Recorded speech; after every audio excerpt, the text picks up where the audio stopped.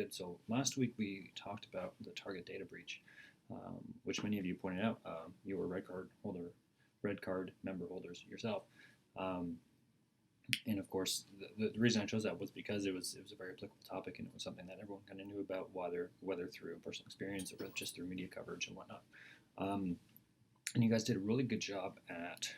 What I was particularly impressed by that week is you guys did a really good job at breaking down the document as a rhetorical document. So a document that was trying to do something, to achieve a goal, and you guys were able to break it down, especially between the top half and the bottom half. You guys really understood how the top half, they were really trying to engage and kind of reestablish that personal relationship through the use of personal pronouns and through kind of empathic language.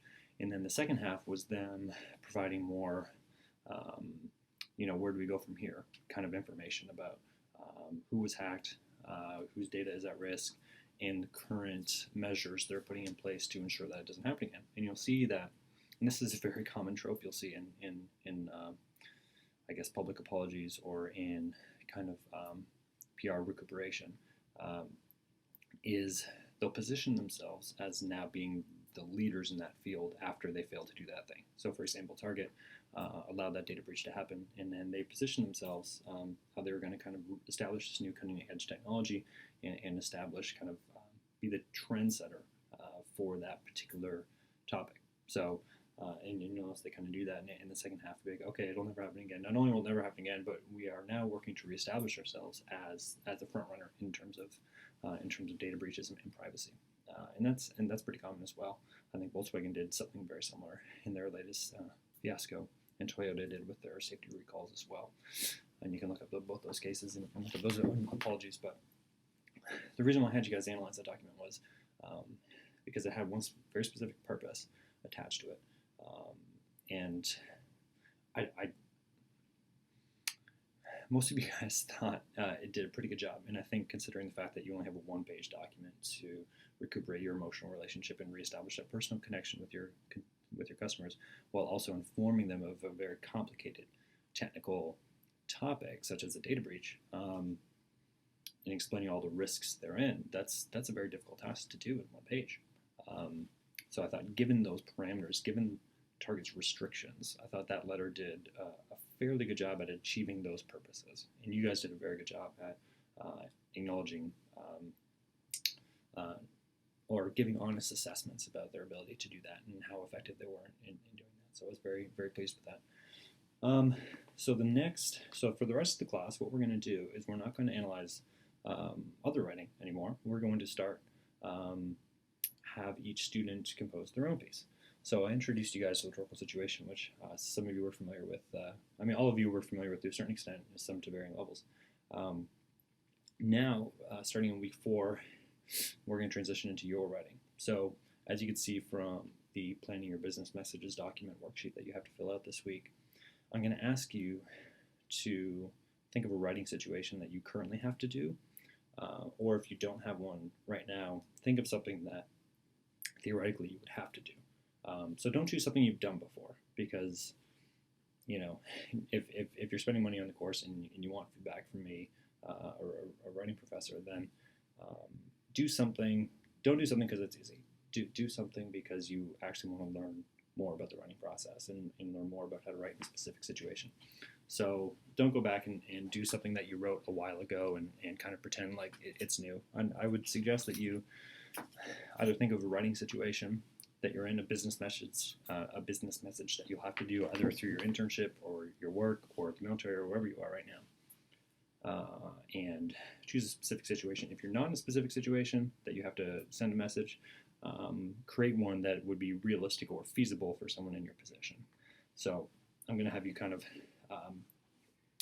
move from analyzing the rhetorical nature of other people's documents and then kind of turning it inward. And we're going to talk about your own writing process and how you go about approaching business messages. Now, for most of you, you guys are very savvy. You guys understand what good writing is, and you understand, or you've integrated a lot of accurate things about good writing processes. But what I'm going to do is I want to simulate this process, and I want to kind of instill these habits in you that even for the most banal or mundane business document, of which is most of them, right, if we're being honest, from emails to memos, there is, to be successful, it requires a level of depth of thinking that isn't just real quick and just shoot it off in reactionary, but actual thoughtful consideration.